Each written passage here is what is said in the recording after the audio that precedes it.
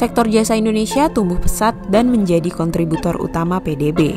Namun, Indonesia kerap mengalami defisit neraca jasa sejak tahun 1998, yakni sebesar 7,1 miliar USD. Hal ini menjadikan sektor jasa menyumbang defisit terbesar kedua dalam neraca transaksi berjalan.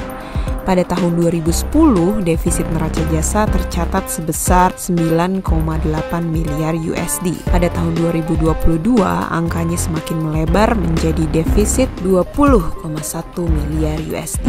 Ada apa dengan sektor jasa di Indonesia? Selama tahun 2010 hingga 2022, secara rata-rata pertumbuhan sektor jasa mencapai 5,8%. Pertumbuhan tinggi tersebut ditopang oleh beberapa subsektor seperti informasi dan komunikasi, jasa kesehatan, jasa perusahaan, jasa lainnya, dan jasa pendidikan. Pada periode yang sama, sektor jasa menjadi kontributor utama PDB Indonesia sebesar 54,4%. Kendati dominan, perkembangan sektor jasa di Indonesia masih menghadapi sejumlah tantangan. Sektor jasa masih terkonsentrasi pada jasa non-tradable dengan produktivitas rendah. Pangsa sektor jasa non-tradable sangat tinggi, mencapai 31,1% PDB, dibandingkan jasa tradable yang hanya sebesar 22,4%. Lebih lanjut, hanya 13,5 juta dari 74,7 juta pekerja Indonesia yang berada di sektor jasa dengan produktivitas yang relatif tinggi. Selain itu, sektor jasa di Indonesia masih didominasi oleh usaha mikro dan kecil yang relatif rendah produktivitasnya. Secara umum, terdapat sejumlah kendala yang menghambat peningkatan produktivitas sektor jasa di berbagai negara.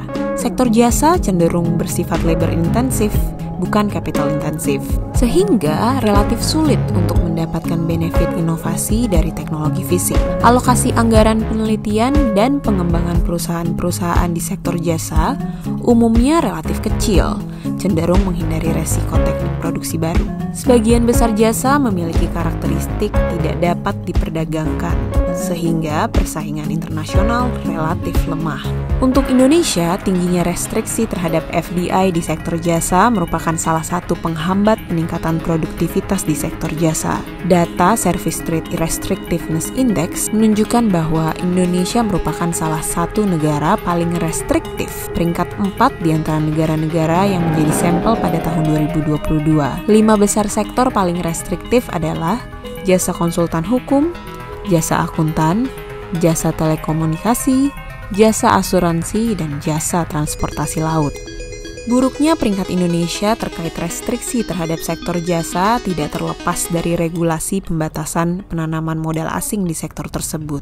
Regulasi yang dimaksud adalah Peraturan Presiden Nomor 49 Tahun 2021 tentang perubahan atas Perpres Nomor 10 Tahun 2021 tentang bidang usaha penanaman modal. Regulasi tersebut membatasi proporsi modal asing pada 37 bidang usaha, di mana 29 bidang usaha diantaranya merupakan sektor jasa. Oleh karenanya, Indonesia perlu mendorong kebijakan yang pro-market dalam mengembangkan sektor jasa. Hal ini dapat dilakukan salah satunya melalui relaksasi regulasi yang menghambat penanaman modal asing pada bidang usaha tertentu, khususnya jasa. Hal ini sejalan dengan hasil studi oleh Dugan, Raharja, dan Varela tahun 2013 yang menemukan bahwa relaksasi regulasi penanaman modal asing di sektor jasa Indonesia menyumbang 8% dari peningkatan produktivitas sektor industri manufaktur. Restriksi yang berlebihan pada sektor jasa justru akan menghambat proses transfer of knowledge dan transfer of teknologi, sehingga berpotensi menghambat proses efisiensi dan peningkatan produktivitas sektor jasa serta sektor lainnya. Kebijakan pemerintah idealnya diprioritaskan pada sektor jasa yang memiliki dampak signifikan pada industrialisasi, seperti transportasi, keuangan, informasi, dan komunikasi, serta jasa perusahaan. Dengan merangkul relaksasi regulasi yang menghambat investasi asing, terutama dalam sektor jasa, Indonesia dapat mempercepat pertumbuhan dan meningkatkan daya saing ekonomi secara keseluruhan. Semua ini merupakan langkah yang krusial dalam memastikan bahwa sektor jasa dapat menjadi mesin penggerak utama dalam pertumbuhan ekonomi yang berkelanjutan bagi Indonesia.